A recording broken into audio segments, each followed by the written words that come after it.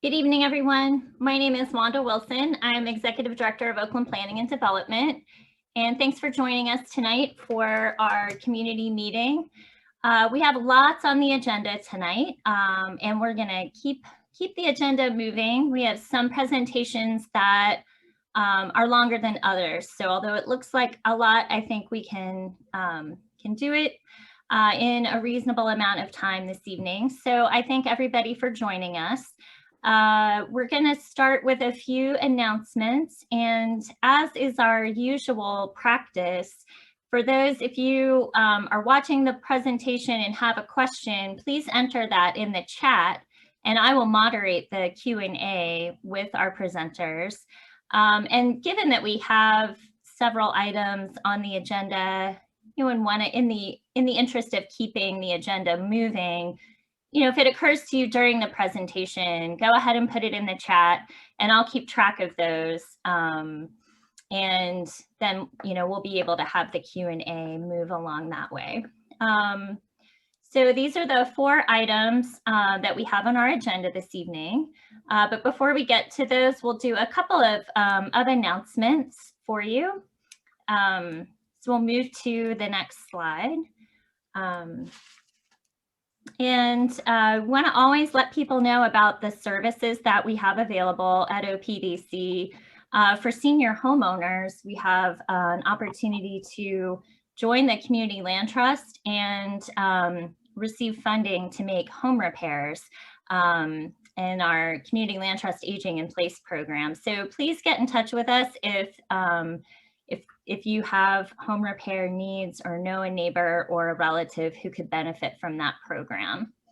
And we also offer, even though we're still working remotely and our staff is still not in the office and the office is closed, we're still offering our programming and doing employment counseling and financial coaching one-on-one over the phone or through Zoom. So our staff are still available and offering those services. And we had a great event yesterday with the University of Pittsburgh to address a lot of the debris from the student move out through Clutter for a Cause. So we'll offer more of those throughout the summer, and we'll be announcing those dates on social media and on our website and in our e-newsletter. So stay tuned if you have other items that you'd like to donate or would like to get involved in that as a way to just control all of the move out waste that we have in the community. And we'd love to identify additional volunteers to help with food distribution that happens in South Oakland on Tuesdays and Thursdays. So if you have some time and availability to volunteer, we have a easy, quick form on our website that you could fill out. So the link is there. We'll also have that on our website and in our e-newsletter as well. So if you can volunteer some time, we could use the help. There are a couple of upcoming activities related to the Oakland plan that we want to make sure people know about. There's 2 design workshops coming up in May. One is about the area around the Boulevard of the Allies and Zulema, and that's on Saturday, May 15th. And there's also a design workshop for the site that's located at Forbes Avenue and Myron. And that's on Thursday, May 20th in the evening. So, and there's also tours that you could join. They'll be safely distanced, and masks are required. But if you'd be interested in joining those are listed there as well. This information is also on our website and on the Engage Pittsburgh website. We'd also really like folks to go to the Engage website to offer input on the Oakland Plan Vision Statement, the goals and vision statement. So the website is listed here. If you have questions about how to sign up and how to use that site, we're happy to assist. But we'd really like people to go to that website and participate in offering input at this stage of the plan. There'll be more opportunities, but this is what's available at this point on the goal and vision statement. A couple of other updates. The University of Pittsburgh Institutional Master Plan was approved by Planning Commission last week. And the next step in that process is that it goes to City Council for approval. And the Pittsburgh Ballet Theater wanted everyone to know about an outdoor performing venue that's going to be on Flagstaff Hill. And so the dates are listed here, and you could go to their website to learn more about it. I think there are lots of different performing organizations that are participating in that, but that'll be happening in May. And so those are our announcements, and we'll move to our first presentation, which is a sign proposal for a building down at the Pittsburgh Technology Center on 2nd Avenue. And this building is located closer to the hot metal bridge, but it's one building in from the bridge. So it's sort of the second building from the bridge. And it's a sign proposal. So we have Jack Harnick here from Excel Sign Group to present. And so like I said, if you have comments or questions, please put them in the chat. I'll be moderating that. And we can go ahead to their presentation. So Jack, you can take it from here. Okay, yeah, I'm Jack Harnick. I'm with Excel Sign Group, and we are the installation contractor for this project. We are replacing 2 existing signs on the building. It was formerly occupied by CenturyLink, and basically we're exchanging the signs like for like for the most part. The first sign faces 2nd Avenue and the Parkway and Technology Drive, and that is a roughly 60 square feet sign.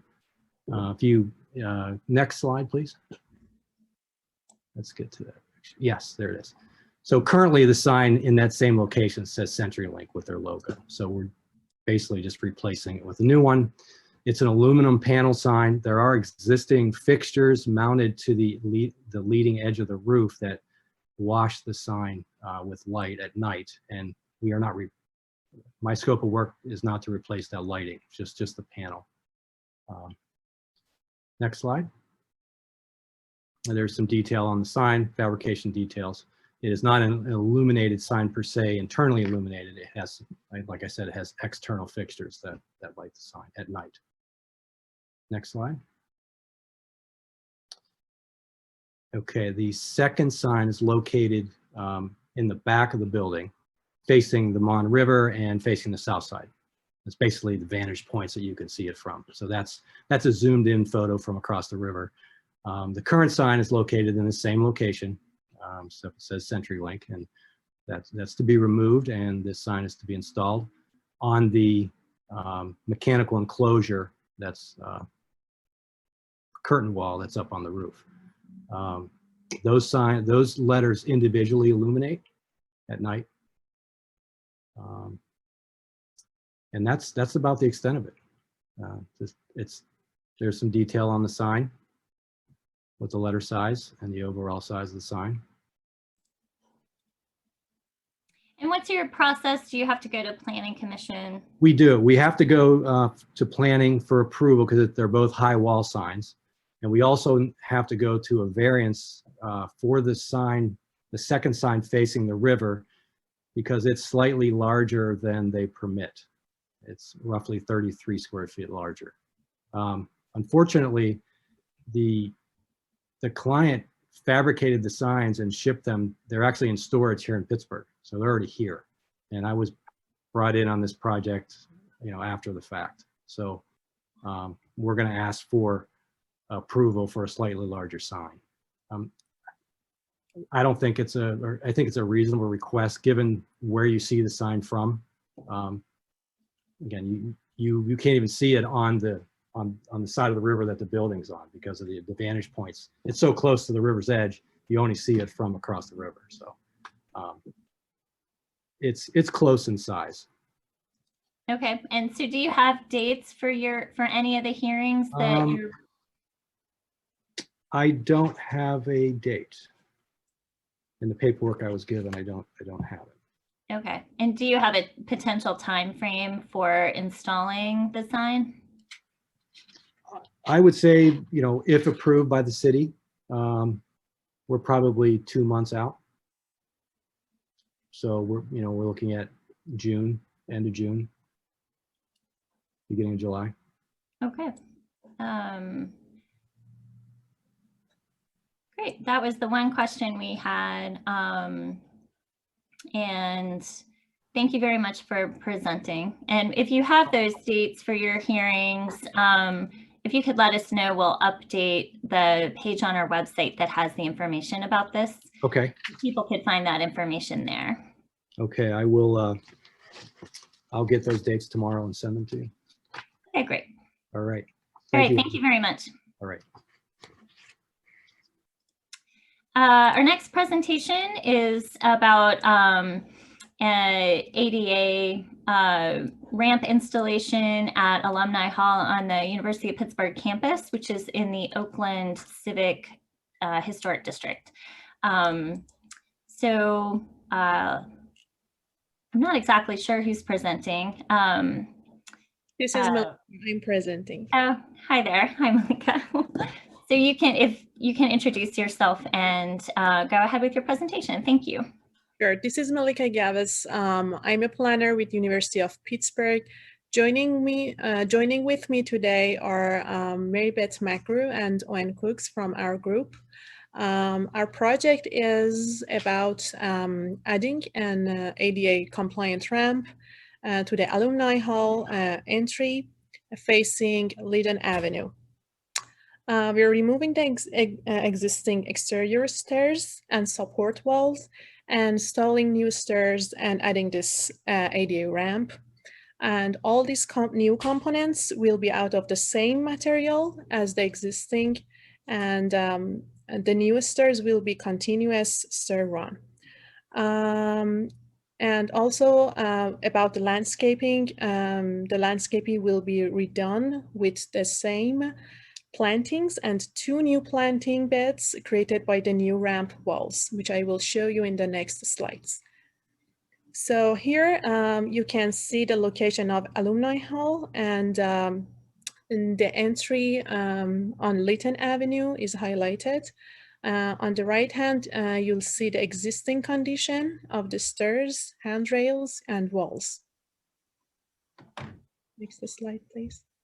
So here is the site plan showing the scope of work within the property line, and the highlighted area is the area of our construction. Next slide, please. So here is our plan. So again, the ramp will extend on angle from the sidewalk to a landing, then jog back over towards the entry doors to the building facing Lumen Avenue. There will be a new concrete walkway and a new stone bench next to the existing sidewalk. The existing light fixtures will be reinstalled as well. And as I said, all these new components will be out of the same material. So here is the slide about the details of the new plantings. So there's 2 new plantings area. The one is zoomed out here, which is a triangle, and there's another one right next to it on the right hand, and there's a rectangle planting, and behind that there is a new stone bench. Next slide, please. So there is an elevation showing our new ramp and new stairs and light fixtures and supporting walls. Here is a view from 5th Avenue, an elevation view, and also a section through the stairs. So as soon as we can get the permits, we'll start the construction, and the duration for the construction is about 16 weeks.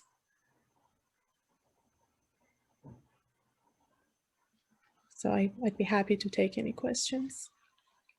Okay, I don't see any yet, but if anybody has questions, please put it in the chat now, if you would.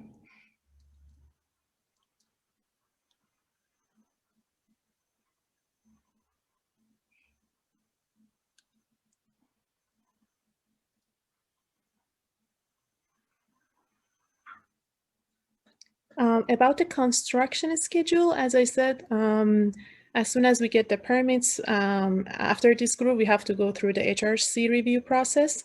And as soon as we get the permits, we'll start the construction. And from then we have 16 weeks. So will sidewalks be closed or the road be closed? I do believe the sidewalk will remain accessible, but there is some fencing around the area of the work. But you're not closing, are you closing a lane of this street? I don't believe so. No, I don't think we are. This is Owen. We're not anticipating needing a lane closure. Yep. There'll be sidewalk restrictions though, just so we can get the foundations of the ramp and the cheek walls in.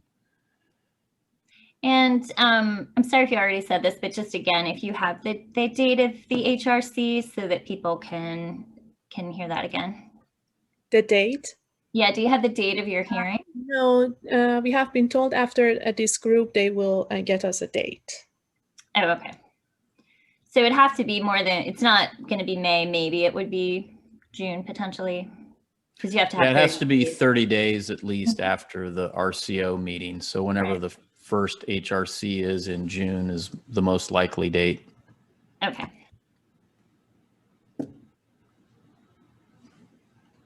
Great. I don't see any other questions at this point. Just checking Facebook as well. I don't see any others. So thank you very much. We are switching to our second set of slides, and I appreciate my colleague Kathy driving the slides and getting everything organized for the meeting tonight. So thanks to Kathy for all the tech support.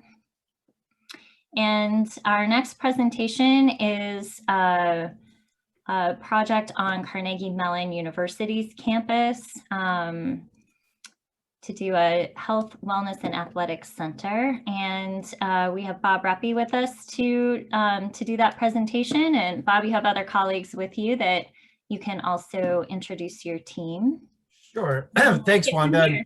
Thanks for having us. I'm Bob Reppy. I'm the Senior Director of Planning and Design with the university. And I'm joined with Utkarsh Gillial, who is our Principal Project Manager, who is managing the day-to-day, all the day-to-day aspects of the design and also ultimately construction of the project, and Kent Surveyor, who from Olin Selinsky Jackson, our design team, it's on it. We have them available, but in order to kind of ease it along, I'll just do the presentation. But if we have any questions that I stumble on, I have my rock solid team who knows far more than I do here to help. So why don't we get started? And thanks. If we go back one slide, just as an introductory piece, Kathy, I want to make sure that everybody gets an understanding about what we're talking, where we're talking about. It's kind of a remote corner of campus. We have been talking about this for quite some time, and we had been kind of moving towards a phased approach several years ago for introducing a new health, wellness, and athletics center here at our Skibo gym site at the southeast corner of campus. However, especially thanks to a gift from the Highmark Health Group, we are moving forward with an all under one roof. So if we can go to the next slide, an all under one roof proposal, which is about 160,000 square feet, new project that includes renovations of some of the existing gym and new construction. That'll be a new home for the university's health group, health and wellness, as well as athletics. You can see from the kind of circles that are represented, includes UHS, which is the University Health Services, which is the kind of doctor's offices and the health center on campus. It includes the Counseling and Psychological Services Group, or CAPS as we'll call it. It includes a new and expanded wellness center for university students, faculty, and staff on campus. And then also include a large component of it, which will be the new home for the athletics department for Carnegie Mellon, as well as intercollegiate athletics performance spaces. And we're going to talk about all those things as we go through there. One of the things we're most excited about in this project is getting all these things under one roof. The idea of providing a one-stop shop, if you will, for this full student health, if you will, everything from your mental health to your physical health to your fitness health, providing a one-stop shop for all of these items here at the corner of campus. If we go to the next slide, please. I'll get out in front of some of the dates that we're looking at. But we're talking about, this is a project that we're super excited about. We've been under design for about 3/4 of a year so far, and are moving through coming out of design development into construction drawings hopefully soon. We are at the beginning of our kind of midway through our public engagement process. We met with the Belfield Area Citizens Association earlier this month. We're meeting with the Squirrel Hill Urban Coalition at their development activities meeting next week, same time. So if anybody wants to hear this again, give us a holler, we'll get you that link and you can listen to the whole thing all over again, which is exciting. Idea for ultimately going to the Planning Commission. We're targeting both CDAP, hopefully in May, and Planning Commission late May into early June, so that we can, with the beginning of the commencement coming in the beginning of the summer term, work to start drawing down the building and getting ready for abatement over the summer. That would then get into demolition and construction that would take place basically from the end of the summer through the summer of July of 2024. So we have a long schedule ahead of us, but we're pretty excited about what this is going to mean. So if we could go to the next slide, please, Kathy. Let's talk about the site and where we are. As I noted, it's located in the extreme southeast corner of campus, right up against Shenley Park. On the south, the Park Mansions condominium is to our immediate east, and then on the north and to the west is university buildings, including Donner Hall, Margaret Morrison, Carnegie Hall, and directly to the west, the Posner Hall and the new Hall of Arts, which is a renovation and refresh of the former GSIA building. Next slide, please. This is a project that had been identified in our institutional master plan, which was originally approved in 2012. It was amended in 2019 for the new Scaife Hall project, which is happening at the other end of Fruit Street. This project has been embedded in the master plan since its original adoption in 2012. It allows for all the components you can see here. We are under our gross square feet allowance, as well as our heights. We are not anticipating any variances for this project. And we'll be moving through the project. It allows for all the components you can see. Thank you. It'll allow, we're anticipating meeting all of our setbacks as established by the university's institutional master plan. Next slide, please. These are just we're going to do a couple of slides of quick views of the site to kind of give everybody an understanding of what's going on. The views to the site, it's not a flat site by any means. It's got a pretty dramatic hill that's running from the low spot on the north to the high spot on the south. It's about a 3 or 4 story hill, depending on where you count from, that's coming across there. There's buildings that are across the street, kind of some of the historic buildings, including the Margaret Morrison Carnegie Hall building shown in the lower left. And as I said, the Park Mansions building kind of sits behind there up on the hill, even higher up on the hill above the existing gym facility. If we go to the next slide, some other slides kind of showing the site. There's at the northern end of the building, the current site, it's almost at grade. And then at the far southern end of the site, you can see there's pretty dramatic slope that's also not only going north-south of the slope, but also a pretty severe slope at the southern end of the site that's going east-west as well. And so we have a lot of those components, a lot of hillside pieces that we're going to be wrestling with. If we go to the next site, we can look at some of the site issues that we're looking at on here. There are a significant number of larger trees on the site that we're going to be looking to replace either on site or on campus or adjacently in the park throughout. It's important to note that the area that we're looking at for the construction actually has 3 kind of important parts. The first is the main gym, which is shown in the upper left image. That's the largest volume of the building, and is where the basketball and volleyball teams play. That gym will be retained and renovated and restored. We're not proposing demolition of that at all. What we're proposing is the demolition of the remainder of the gym, which includes Thistle Hall and the smaller gym to the north. and then a new construction that is kind of shown in the light gray all around.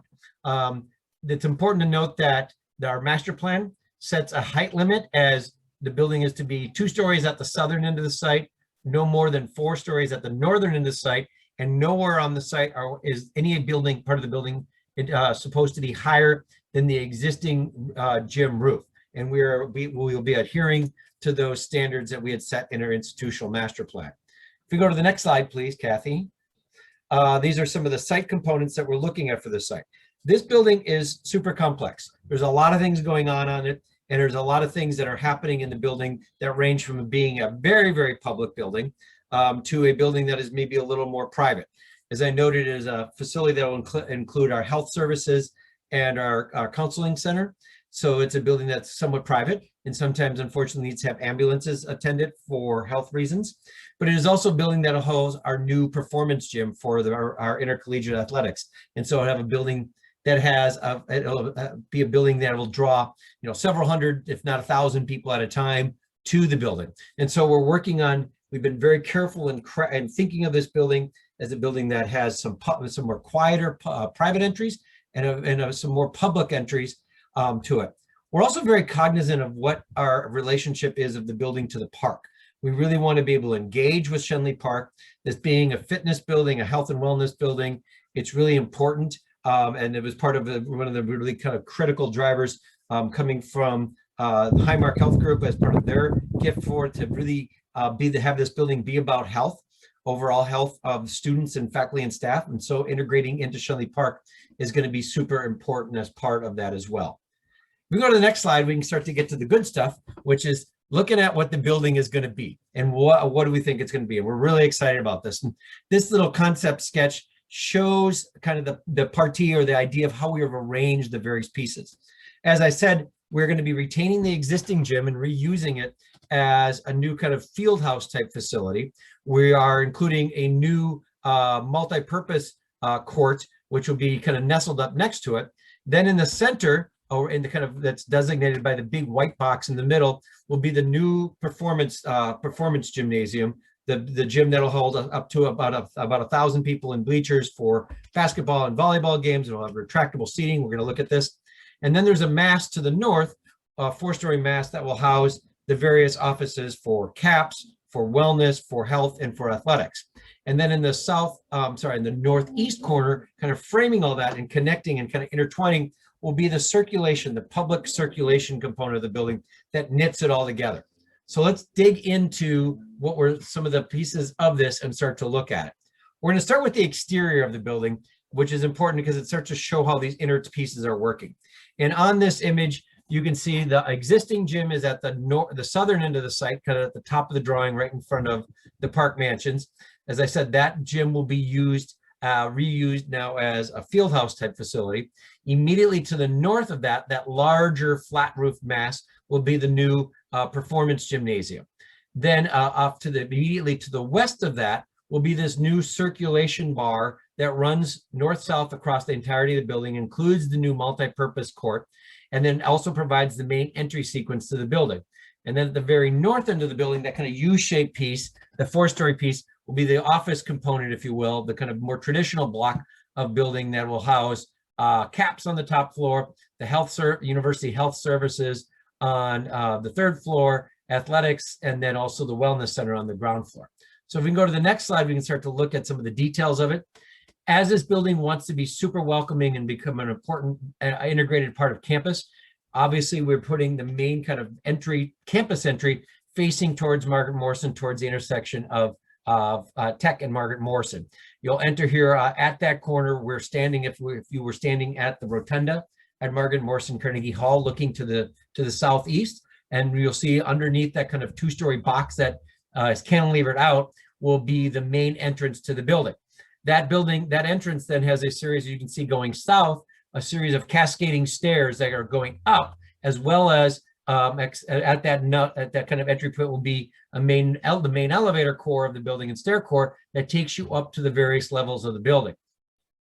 Architecturally, the box, if you will, the office component that faces to the north is I don't want to use the word traditional, but it's a more kind of a more traditional Carnegie Mellon architectural vernacular that includes tan bricks, it includes punched window openings, it includes glass and metal highlights in some of the public spaces, showing both those the kind of extended box that's cantilevered out, which is conference rooms, as well as the kind of inset pieces that are at the corner there of that as well. If we can go to the next slide, please. This is the image that's showing it from the south, if you're approaching it from Shenley Park and the Westinghouse Fountain. And this building, at this end, it gets a little more contemporary with its architecture, including a lot more glass and metal. Because of its south and west facing facades, you're actually getting a lot of fins on the side of the building to decrease the amount of heat load on the building, which is why what looked like it was glass when you're looking at it from the south feels more solid from this side, as we're trying to get the orienting fins to prevent solar gain on the building. So you can see all here also, we also are working to integrate with glass and as steps and outdoor spaces, integrating this building into the park function. We also see on this that ramp that leads up to the secondary entrance, although in many ways it's the more primary entrance, because that's kind of the public main entrance if you're going to the an athletics event or speaking event or anything like that that is being held in the performance gym. All on grade, the ramp that comes straight in, and that'll take you right into the main concourse level that we're going to see here in a few moments. If we go to the next slide, we're going to swing back around to the north. And if you're looking at the building with campus off in the distance to the west, this is to the north, looking at it kind of the north and west. You can see just kind of ticking up on the up on the left side of the drawing, the existing gym that'll be retained. You just get a hint of the new performance gym that'll be next to that. And what's critical about this is showing both our loading dock. So we've tucked the loading dock and the ambulance loading area behind the building, so it's out of view from the public right of way. And then we've also created along Margaret Morrison Street, a lay-by area that's a pull-out from that, so that buses that are bringing visiting teams have a place to unload that is out of traffic. And we're going to look at that when we get to the site plan in a few moments, when we look at some of the other pieces. If we go to the next slide, sustainability is with this is a health and wellness building, and this is also a Carnegie Mellon building. So sustainability is super important with everything that we're looking at in this building. Everything from operable windows throughout the building to driving daylight down into the larger places of the building, including through this wellness garden, which would be kind of a hole in the building, if you will, that'll not only have a garden that will have access for the counseling and psychological services on the top floor with a garden that they can go out into. It'll also provide a light well down into the University Health Center, as well as providing natural daylight that is into the performance gymnasium, but not direct daylight. It'll be daylight that is coming from the north. So you're actually getting that kind of secondary daylight. And now I've been joined by Frank, my friend, the cat. So say hi, Frank, to everybody. So you can see the daylight that is coming down in here. This is all part of the sustainability, or there's a number of other items that we're looking at throughout the building, including stormwater detention through a series of weirs and infiltration gardens, looking at doing energy savings that are doing through like heat recovery wheels and things like that throughout the building. There's a number of those kind of things that we're working through. We are targeting LEED Gold for the building right now is where we're aiming at to get to for the building. If we can go to the next slide, please. We'll look at the floor plans, and this will help to start get an understanding of how the spaces are working. These are way too small to read, but they do a good job of kind of laying out what's going on with the building. As you can see, level 1, the entry level is on the lower left of the image where you'll come in, and we'll look at each of these in a little more detail in a moment. You'll come into that space. The wellness is the purple that is facing directly onto Margaret Morrison with north-facing light. You'll go up the stairs or up the elevator to the second floor, which is in the upper left, which is the performance level gym floor. That's actually where the athletes will come out onto the space. It's also where the athletics department is, where a lot of the locker rooms are. It's also the surface of the multi-purpose court, which you can see kind of in the lower left. And then as you go up to the third floor, you'll get to the concourse level, which is in the lower right, and then the top floor, which is CAPS. If we can go to the next slide, please. We're going to walk through each of these floors a little bit more detail so that you can see them a little better. This is the ground floor, the entry level. You'll come in from that corner that we saw. You'll come to the left. That goes to the wellness center. That includes absolution rooms and prayer rooms, as well as wellness meeting rooms for students. And then tucked underneath a lot of it is all the various locker rooms that are needed. The volleyball locker rooms, some of the other teams' locker rooms, and then facing kind of as you're digging into the hill is that kind of wedge-shaped piece, which will be the new varsity weight center that goes underneath the stairs that are then going up. You can see the stairs across the bottom of this plan.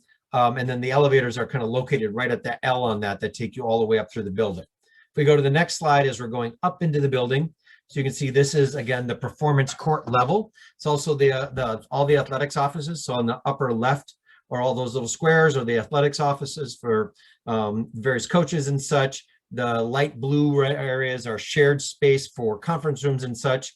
You can see the performance gym floor where the basketball court will be. The seating, which will hold 1,000 seats when extended, is also retractable. So you can have 2 courts running side by side for practices. It's also on the same level as the MAC court, the multi-purpose court, which is shown in the lower right. And then underneath the existing gym and space that exists, we're going to be recapturing that space for additional locker rooms, including basketball team locker rooms and visiting team locker rooms. So they'll have direct access from the locker rooms directly onto the performance floors. If we go up one more level, and it should go up one more level, please. This is getting to the concourse level of the building, and this is where the seating actually, the seating that's shown in the performance court is actually top loaded. So you'll come into that, look down onto the space, and then move down to get into the seating area. This also has all the green that's shown in the left is where our new health services centers are. And you see that light green rectangle kind of in the middle is the lower part of that garden that I showed earlier. This is also the level of the existing gym floor that is shown in the upper right, which will be now used as a kind of mini field house that will include throwing space for track and field, sprinting areas, a multi-purpose surface that can be used for facilities during the winter. Then if we go up to the last floor, which is the 4th floor, which is the only floor that is kind of above that gym floor, but it's still underneath our 4th floor limit, includes the majority, includes all of the counseling and psychological services, a little bit left over of the health space, as well as that garden area. If we could go, if we could go to the next slide, actually, yeah, that's a good window. So this is a good section showing how we're working all this space and meeting our height requirements. The volume on the right is the ridge. This is a section cut through the ridge line of the existing gym. The existing gym has a pitch roof, a hip roof that is slightly pitched. It's not a dramatic pitch to it, but there is a ridge up the middle. And so we ran the section kind of down that. And so you can see how all the existing all the new building is lower than the existing building, including the mechanicals. One of the things that we're working for on this is we're using, you see the zigzaggy triangles.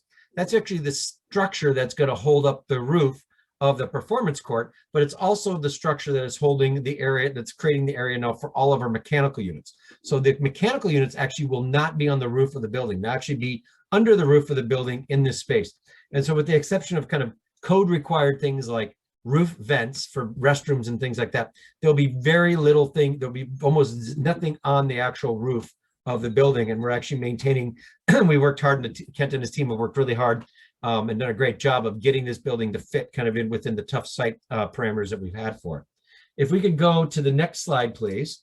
This is a new slide we added at the last minute, and sorry for that, but we wanted to make sure we understood with the materials. We're looking at a lot of contextual materials. Obviously, the existing gym is in brick. The 4-story mast that's on the northern end of the building, the more traditional kind of feel to the building will be also brick. That'll include metal and glass kind of accents to it. And then as we move up to, as I said, we showed that area that's along Tech Street will include a lot more metal and glass and fins and fritting, which are used to prevent solar gain on that. I think that might be our last slide. So why don't we end with this slide, and Wanda, we can open it up to questions. Great, thanks, Bob. Per your usual, you got through a lot of the slides quickly. So I've been told that I can talk a little fast sometimes, and loud, but fast. So if people have questions, we'll look for those in the chat. It was a lot of information to take. And I'm happy we can skip back and talk about.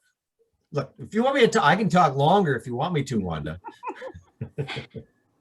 Okay, so How are you replacing some green space that you're losing on campus?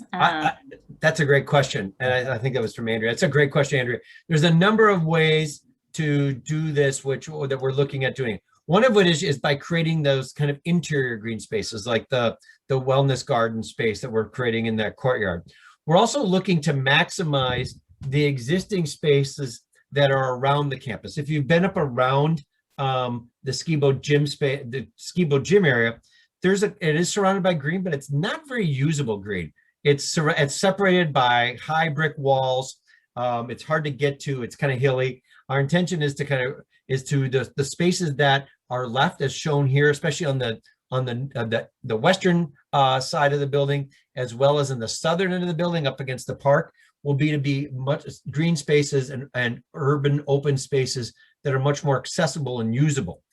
Plus, it's also important to note that one of the things that we're working hard to do is incorporating this project into the park. We're working hard with the Parks Conservancy as they're rethinking the end of that end of Fruit Street where it touches up against the park, and looking at reclaiming some of the original design landscape that used to be there years and years ago. We're working with them to be able to kind of embed have our landscape bleed into the park and have the park landscape bleed onto campus. To really, at the end of the day, we can add extra open space, but at the end of the day, we have 450 acres of really incredible park on our southern flank that we want to encourage use of and make the building flow more into that. Okay, so let's combine a couple of questions about process and schedule. So you have one about your, and we did have a slide about this at the beginning, but it's always good to revisit after they hear, after we hear your presentation, is your process for going to Planning Commission and for a FLDP, a final land development plan, and then the completion date for the project of when people might be able to go there. Sure, those are great questions. We're targeting a May review by CDAP and targeting June Planning Commission review. It's technically not, and this is kind of zoning nuance, but it's not an FLDP that we're going to be pursuing. It's called a PDP. It's a project development plan, which is essentially the same as an FLDP, but it's for institutional master plans. And so we'll be going to the Planning Commission, hopefully in June, for our project development plan review. Ultimately, our goal is for delivery of this building for opening in January of 2024. To get to, I think it's Adam's question about, we're looking for occupancy for it then. And then you have a couple of questions about how this relates to other buildings on your campus. It might, so University Center and Melwood Towers. So maybe you could combine both of those and answer how this relates to other space usage. And actually, Jamie, that's a great question about Melwood Towers and about the Cohen University Center, Andrea, because one of the things, this is, I failed to mention at the beginning, this is actually really important for us because this is actually phase 3 of what had ultimately been our athletics and recreation master plan for campus. The first phase, which was completed in 2011, was turfing of the existing intramural field that is down at the corner of Forbes and Margaret Morrison. By adding artificial turf on that, we were able to double the amount of outdoor activities that we could do on campus. The second phase was the development of the Cohen University Center addition. And that was done specifically for recreation use and fitness, for kind of general campus purpose use. By putting a lot of those functions, all the kind of rec functions for general student use for faculty and staff in the Cohen University Center, then the idea would be that we would be focusing this building, the athletics component of this new building, that would be more focused on intercollegiate athletics, kind of our student athletes for that. So the athletics component of this is going to be focused on that. The Cohen Center is where kind of general fitness and recreation happens. We think that that's really important. The question is what is happening in regards to the use of the space that where health services right now in E-Tower at Melwood Gardens. That is actually slated to be repurposed when they vacate in 2024, to be repurposed and maybe do an addition onto that building in that corner of Forbes and Melwood to do what's as the third of our new student commons. The first of which is under construction right now on 5th Avenue in the new residence hall across from Central Catholic. these student commons are intended to be spaces that are focused kind of as third places for any student on campus to go and be at. Not necessarily study rooms, not lounges, but spaces like, for example, the one that's under construction right now is focused on kind of music and dance. We don't know what the one at Melwood Gardens is going to be focused on yet because we haven't started design on that. But the idea would be that that space would be repurposed. Those 2 stories of E-Tower would be repurposed for student commons, for student support services there, right at Forbes and Melwood. And Bob, I'll just add that the CAPS services, counseling and psychological services, that program, the original program, will remain in Melwood Level 2. And what's coming in the Health Wellness Center is an expansion. Right. Thank you, Akash. That's a great point. Yep. And then you had a question about materials, and did you consider traditional materials? And then you had a input on adding some colors to foliage and plantings, and then a question about Highmark. So those are.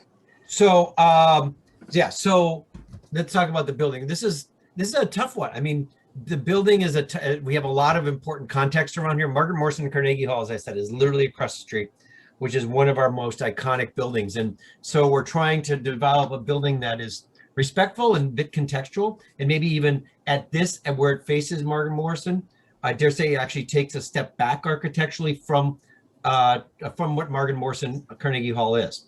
I would argue that we're looking at the more modern or the more contemporary version of the building that is a part of the building that slides up the hill and moves away from that and is getting into the kind of cooler colors, the glass and metal colors.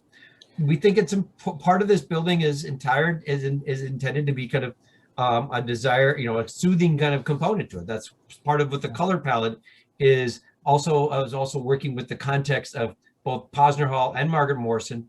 And then thinking about the idea of splashing greens and things throughout, we're really focusing where the green is of the park and of the water retention system parks that's around the edges of it to really make that the kind of focal point for the building. We also think that it's going to work really well because we want this building to be really transparent in some places and less transparent in other places. Can I add one item to that? Yes, please, Ken. That I just want to clarify, because when you look at this image, the couple items where you see the kind of white material, that's actually not going to be metal panel. That's actually a terracotta, a very textured terracotta panel, which in our minds, it's a newer version of the materials that the campus is made of. And that is what shows up on that material sheet that's right before this slide. Yeah, if we go back one, Kathy. There's not actually a lot of metal per se in terms of metal panel on this building. Sorry, thanks, Ken. I just want to be clear about that. So when we look at this top piece, we have the curtain wall, which is metal with the frit. And then right next to that is this kind of textured terracotta panel on the right-hand side of this top row next to the wood. And that's a kind of really important piece because that was, Hornbostel was really innovative when he introduced it back at the turn of the century when he did Margaret Morrison Hall. And it's a material that we think should come over to this building. And so I just want to kind of clarify that, Bob, sorry. No, absolutely, Ken, thank you. There is also a lot of wood. The whole underside, the ceiling of the concourse is all wood. That wood comes to the outside of the building. And then if you go back to, sorry. Go ahead one slide, Kathy. If you go back to that last, this slide, the landscape that is going to be along Tech is going to be something that is fairly rich. And we're actually still, I think now trying to get a few smaller trees into that, but it is also all doing a lot of, as Bob said, it's a series of weirs and rain gardens that are actually doing a significant amount of the stormwater work for the building. And so that we've got a great landscape architect on this one, the office of William Burnett, who's doing a nice job of kind of coming up with something that's going to have a really rich texture to it. Really throughout all seasons, because it's not always summer here in Pittsburgh. So, and to the question, maybe I'd direct it to our group from advancement to answer. I know that the gift from Highmark was significant, but I'm not sure how much of it was for the building and how much was for programming. So I don't think I'm the person to answer that question. But of course, the total project budget that we're looking at. Yeah, the total project budget is 105 million. And the Highmark lead gift, which was published, was $35 million. Thanks, Utkarsh. So it's a significant quote. A third of the project is coming from from the gift from Highmark Health, and so we're super appreciative of that. I think we're ready to wrap up. We had quite a few questions, and I appreciate everyone's participation and input. And I did a quick look at participants. I don't see anybody who's only on the phone. So I think that we've been able to cover all of the comments and questions. And thanks, Carnegie Mellon, for presenting tonight. Thanks for having us, Wanda. Really appreciate it. Thanks to Wanda and to Kathy for their help getting this all set up. Okay, you're welcome. Thank you. And now we're making our last presentation is a apartment building proposal for Melwood in North Oakland. And so we have Jonathan Hudson from Hudson Companies and his team here. So Jonathan, you can go ahead and turn your video on and unmute, and as can your team members. And can you hear me okay, Wanda? I can hear you. Yeah, hi there. All right, great. Well, thank you very much. I'm Jonathan Hudson. I'm a partner with the Hudson Companies. I'll quickly introduce our team and go a little bit more into our presentation here.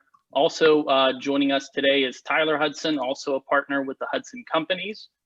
Kelly Coey, who is our development coordinator and project manager for all new development projects. Rod Wilt, who's with our investment and operations. And also joining us here is our architect, Jack Williams. A little bit about us and then getting right into the project. The Hudson Companies, we are a development, investment, and general construction company. Our headquarters is located about an hour north of Pittsburgh in Hermitage, Pennsylvania. And we also have an office in the South Side. Our company, we focus on ground up and acquisition of multifamily apartment properties, development of senior housing and commercial office buildings and other government leased assets. The project that we are presenting here today is a ground up multifamily apartment development taking place at 419 Melwood in the North Oakland area. So right off of Baum in Melwood is our site location. You can go to the next slide. A little bit about the project, and we have plenty of other collateral here to show. It is currently, as the site sits, it is a vacant 1.5-story industrial building that will be demolished to take place for the new apartment property. That is 10 stories. It is parking. We have some underground parking, as well as parking on the ground level, as well as an entrance and lobby area on the ground level of the property. Floors 2 through 9 are residential apartments. In the 10th and top floor is a mix of residential apartments and common areas for residents such as fitness center, yoga studio, resident lounges, and some outdoor patio areas. As far as parking on the site, we have currently 93 parking spaces. We have 128 apartment units, so we're meeting our parking quota as per zoning. We also have on-site secured bike storage and are complying with all of the requirements for bike storage, and we'll have that on the property as well. As far as the units themselves, typical for the marketplace, it is a mix of studio, 1, and 2-bedroom units thus far. And you can skip to the next slide. This is just a quick location map showing the project location really from a bird's eye view of all of Pittsburgh. On to the next slide. You will see a highlighted area here that is a little bit more exact of where the site and where the property is located. Again, that is right on Melwood Avenue, right off Baum. We're adjacent to the Porsche car dealership there. So that's our neighboring property on one of the sides. Could go to the next slide. This is just a quick look at the existing building facade. both from Gold Way. So our property line does front both Melwood and Gold Way. And as well as you see here, sorry, Jonathan, I'll interrupt you. Oh, I'm sorry, I go ahead. We're not quite on the slide you want us to be on. So which one do you want us to be on? I apologize. I'm on slide number 4. Do you see that? Yeah, are you able to see our screen as well? You know what? I'm having a little bit of trouble. You're on the right slide now. So I'm actually having a little bit of trouble seeing you're presenting. So I'm following on the live presentation, but I'll make sure that we're on the right one. So as I was saying here, this is just the existing facade. Okay. And to the next slide, this is just a quick zoning summary. This is slide number 5. We're in the urban industrial zoning district. As of right now, we're complying with all setbacks and all requirements, and we are not seeking any variances for the project and do not anticipating needing any variances for the project. And on to the next slide. This is slide number 6. This is just our circulation and access slide. What we really want to show here is what typical transportation would look like to the site. Our parking access for residents is along Gold Way. We anticipate how residents would access the property if they are traveling by vehicle is by making either a right or left, depending on what direction, off of Baum Boulevard, onto Melwood. They would then traverse down Melwood, up Denver Street, around Gold Way, and then could pull into the garage off of Gold Way. Additionally, they could also turn directly onto Gold Way and access the garage from that as well. And the next slide is repetitive. So if you could skip to slide number 8, which is the aerial context plan. Here we are showing really the site plan in relation to some of the neighboring properties. As you can see here, again, that upper right corner of the property is where the garage access is. Typically, a resident would drive into there and then can access, after parking, they can access the elevator lobby and other lobby areas through a man door within the garage as well. And if you'd like to skip to slide number 9, that's the next slide. This is just a enlarged version of what we were just looking at. Shows a little bit more of the site plan in relation to parking in the ground level, which again is our lobby area. In the bottom left-hand corner of this drawing, you will see that the main entrance is right on that bottom left-hand corner. That's typically where any residents or visitors would walk into the building. Another important area to point out on this is currently at the site, it is fully covered and there is no throughway between Melwood and between Gold Way. As part of our project, we will have a throughway from Melwood and Gold Way that would take place as a private access. We would find that to be used as a pickup and drop-off area for packages, for residents, and as a loading zone for any types of services or vendors that are taking place with the operations of the property. And we can go to slide number 11. So I believe that's 2 slides ahead. And that is the first exterior facade rendering. This is a facade perspective. If you were on Melwood Avenue and you were facing east and looking at the front of the building, we have some other facades and other more 3D real life renderings that we're going to show you. But as you can see here, as far as materials for the property, we're using a good deal of stone, masonry, and brick, some metal accenting, plenty of windows for lighting for all of the apartments. And you'll see as well better in future slides, but there are also a good deal of balconies for the apartment units as well. And that really breaks up and texturizes the building from a facade standpoint. And on to the next slide. This is the south elevation. So this is what the elevation would look like as you are facing and looking at the side of the building that has the private drive next to it. Again, those same materials seen along the front are carried over to the side in the rear of the property. And to the next slide, slide 13. This is the facade rendering for the exterior of the property, through the back side of the property that is along Gold Way. Again, you will see in that bottom left-hand corner, that is the garage entrance that residents would use to access the property. Again, as you'll see here, as the building has been designed, you'll see the first 1 to 2 stories or one material, and then the penthouse as well is broken up there as well. To slide 14, the next slide. This is a perspective view from Melwood. So this would be, if you look at the bottom left of this building, the glass area, that is our main entrance, as you would have saw from the site plan.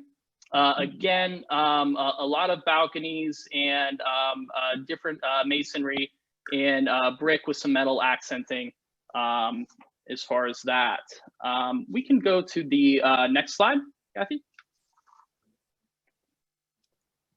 This is another perspective of the main entrance of the building. Again, main entrance in the private drive there. Aside from residents that may be using a bike or a car that might be parking through the garage, this will really be the main entrance for any sort of resident, visitor, guest, or anybody that is coming to the property to enter the building. The next slide is a very similar, but just a variation of the same view of that lobby in the private drive. The next slide, slide 17, this is our street view. So, one thing that we do have planned and we paid very close attention to is how the first level of this property is going to interact with the current streetscape and anybody that is, whether it's walking, biking, or driving past the property. Currently, there is no streetscape plantings, trees, or really green space in front of the property. As part of our development, we will most definitely be, putting appropriate plantings, trees, and really, creating some green space up front. I would also like to point out we're thinking of some creative ways to, again, really make sure that the street level of the property is both aesthetically pleasing and engaging as well. We'll be appropriately screening any of the garage openings and or looking at some options as far as hanging planters that could be cascading over the first level of the property. And to the next slide, slide 18.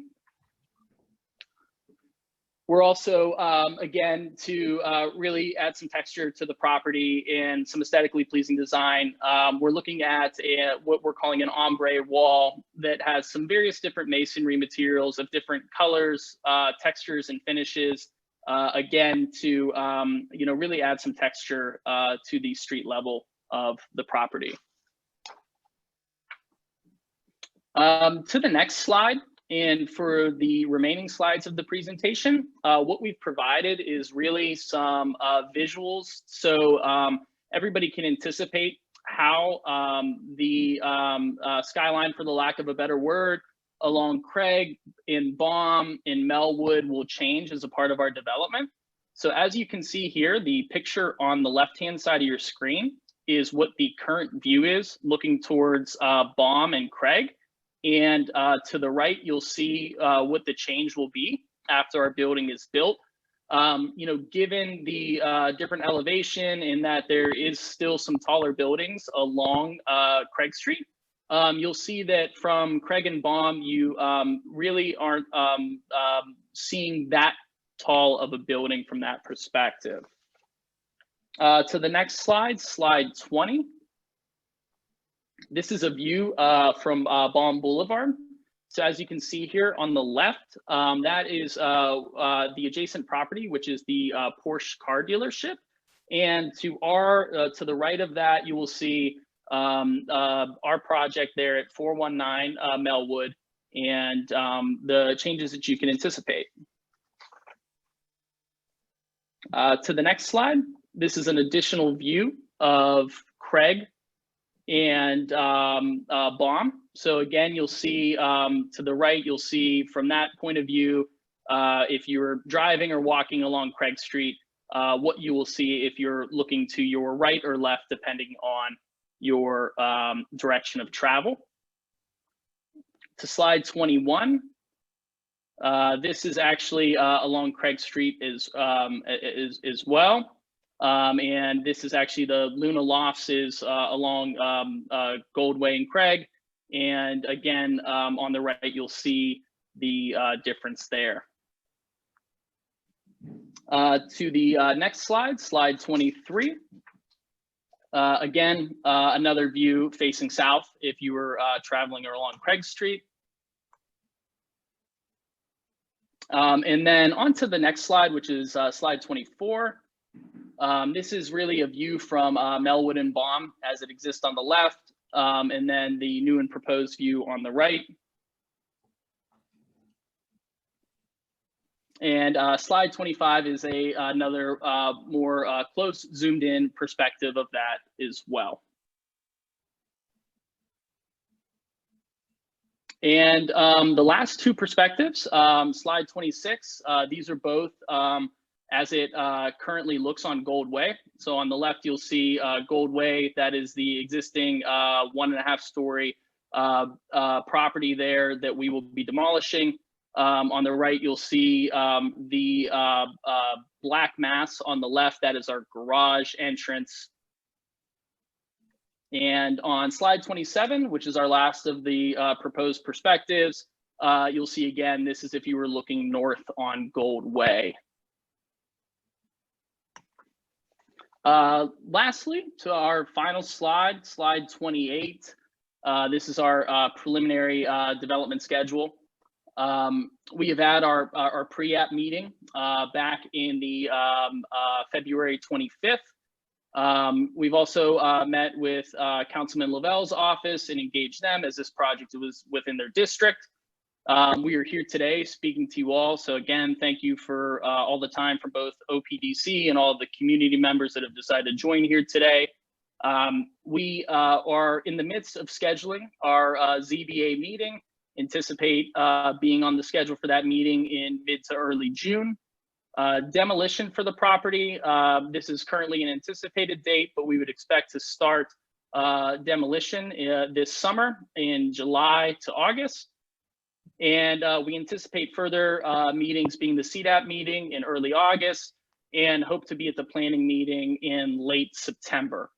As far as actual construction, we would expect to have a building permit at the first of next year, January 2022. Starting construction in the spring of next year, slating April as a start month, and anticipated construction is around 18 months for this project. So we'd expect, a completion and occupancy date for residents in the end of 2023. And I would just like to allow anybody else from the Hudson team to speak on anything that I may have missed or did not touch on adequately enough. And after that, I'm happy to take any questions.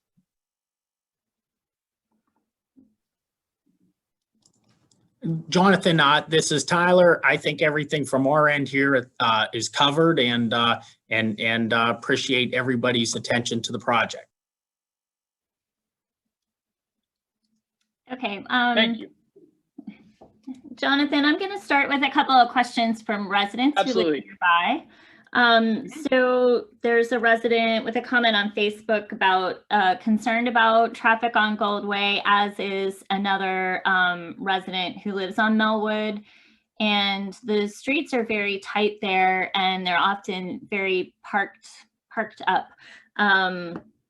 And I think it makes access difficult. So, and we can also go back to the slides that have, you know, the traffic circulation patterns Sure. on them, if that's helpful to the conversation. Yeah, but I think we want to discuss traffic related to this. Yeah, absolutely. So thank you for that question.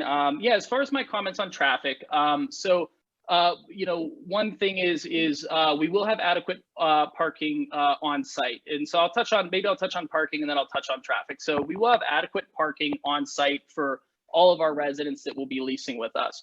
We're also located in an area where any of our residents would not be allowed to use any street parking as per like a parking permit offered through the city. So anybody leasing with us will be using parking on site. As far as you know, circulation and some of the parking circulation that we've put together, just from our engagement, both in-house and with any of our architects and engineers, the signalized intersection at Melwood and Baum, we have found to be adequate as far as individuals turning onto Melwood or even turning onto Gold Way to park.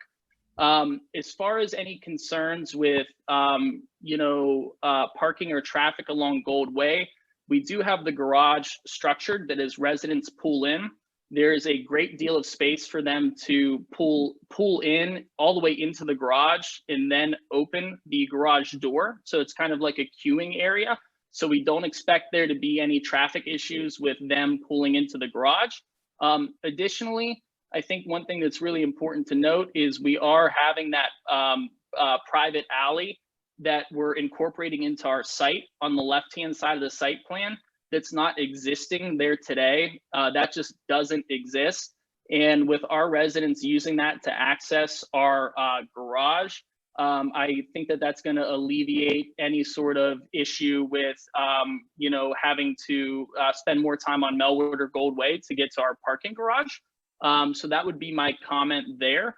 And of course, as per any of the zoning and planning that we're going through, we'll work closely with DOMI and planning and zoning with, you know, any sort of concern with traffic, and we'll make sure that we do anything we need to make sure we can alleviate that. So I'm happy to answer a follow-up to that if there's any questions. People had, I guess, just to reiterate, that people in this building would not be eligible for a residential permit in the residential permit parking areas. But if there's visitors to the building, do you offer any visitor parking within the parking garage? Because often there is a lot of traffic from a building of people coming to see somebody who lives there without using the garage itself. Sure. Yeah. So typically what we do is we do have on-site visitor parking, and we do have that planned for this property. And so we would expect to have adequate visitor spots here as well. So that is part of our plan to alleviate that. And they would be allowed to park in the garage, just to, you know, clarify that. Okay. And then, you know, just again, people are concerned about just congestion on Melwood and, you know, on Gold Way, just in terms of the amount of traffic that's going to be using the street to access the garage. Yeah, okay, I understand. So I think, again, I'm happy to, as a follow-up to this conversation, if this is something that needs a little bit more clarification from us, we're happy to continue looking into that. I think all of our engagement thus far, we have not found that issue, but we'll of course take that into consideration and understand that that's an important issue for the community, and we'll do everything we can to provide comfort there. And Jonathan, this is Tyler. Just something that I wanted to add, especially when you look at slide number 10. And I want to touch back on that point of the alley that we're building here, a driveway for our development. This is strategic from the sense to alleviate congestion for drop-offs, pickups, move-ins, and so forth. As you show, we show a loading area and passenger pickup area. This area is really going to be designated for move-ins, pickups, and drop-offs. Lyft and Uber, similar type of pickup and drop off right off that elevator lobby there. So if you're a resident and you're calling an Uber, you know, there's going to be designated pickup and drop off built in with the development here. I think, you know, from a congestion standpoint, we have the appropriate area to pull in to queue and load, as well as pulling in, queuing and loading into the garage. So I did just want to bring this up again, but so that it was commented. Additionally, just with our market study, both in-house and external, I would expect a lot, and we are expecting a lot of our resident base to not fully rely on car transportation. There's going to be a lot of individuals that live here that work within the proximate area of the property, and we expect both, you know, walking, biking, and also public transit. So I think that is something to be noted as well. Okay, I'll move to a couple of other questions, Sure. but I think Absolutely. we can circle back to this as one of the main questions for nearby residents and kind of follow up at the end of our presentation if people want to continue having more discussion or even set up a follow-up time with some nearby residents. We can revisit that at the end, but I'll get a couple more questions. Sure. You know, you just mentioned that it's very, accessible to transit, and it's, in a walkable neighborhood, which would make it a great opportunity for adding some affordable units to your unit mix. Can you talk about whether you're offering any affordability as part of the project? Sure. So currently for this project that's being proposed, it is a market rate apartment property. So there won't be any affordable units at the property. And are you adding any retail or shopping as part of the project? Sure. So as it stands today, there wouldn't be any retail or shopping. It would be a 100% multifamily residential building. And I think you already addressed the, is there an area for Lyft or Uber drop off, which was a question. We also had a question about whether you'd accommodate a bus stop or a shelter. Yeah, with cooperation with the city of Pittsburgh and the Transit Authority. That conversation has not been had yet, but yeah, we would be more than open to having those future conversations with them and would welcome that. And then there was an observation that the building is taller than what's around it. And I think you had a lot of views, that showed sort of current conditions and what it would be like. I don't know if you wanted to address that comment. Yeah, sure. No, I appreciate that comment and can understand where it's coming from. I think, again, the different perspectives, what we really aimed to show by doing that is showing that with the different elevations of surrounding properties and other properties within the area, although it is taller than some of the neighboring buildings, it is not necessarily out of context. So I would hope that the renderings and the perspectives that we showed were helpful in visualizing my comment. We also had, we have Councilman Lavalle's office. So thanks, Dan Wood, for joining us tonight. If there is interest in the part of nearby residents to talk further about traffic and circulation and congestion,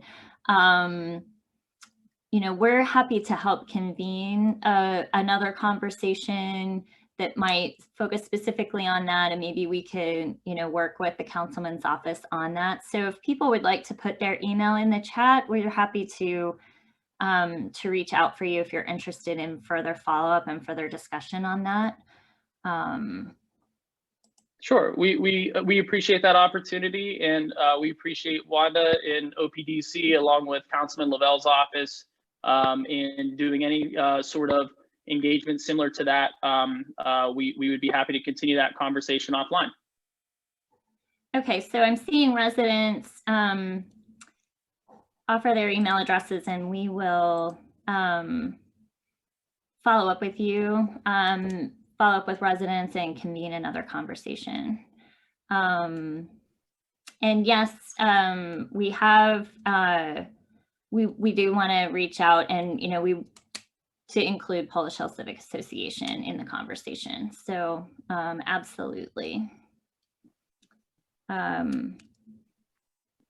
If there is, you know, like other folks that you want to offer, you know, what is the best contact, you know, we can make sure we're reaching out to the right people. So add those emails into the chat if you would. And I think that that covers all of the questions I'm seeing. Great. Well, thank you very much for the opportunity to present here today, and we appreciate your time, and I appreciate everybody's time and questions that joined this call here today. So thank you very much for the opportunity to speak.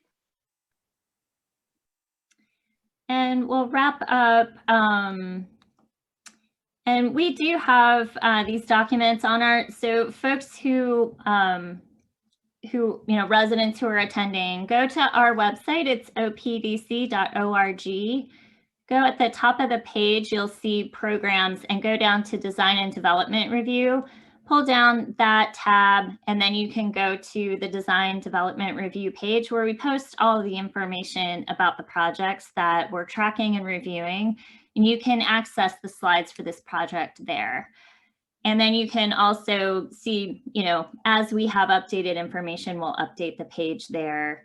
And as I said, we will work with the councilman's office and coordinate with Polish Hill Civic Association and all the residents who gave us their email, or maybe even talked to us or called us offline from this meeting to convene another discussion with folks about this. And you can also reach out to us at the email that's here, questions@opdc.org, and my email is wwilson@opdc.org. And our next meeting, we don't have the presentation scheduled yet, but the date is May 25th, and we'll announce the presentations as we develop that agenda. And you can also follow us on social media. And we will put minutes for this, all of the presentations tonight on each project page, and the recording of the meeting will also be available on our website. And I'm just checking one last time on all my various screens here for any further comment. So we'll follow up with the people who gave us their email. Thanks very much for joining us and engaging. And thanks everybody for joining us for the meeting tonight.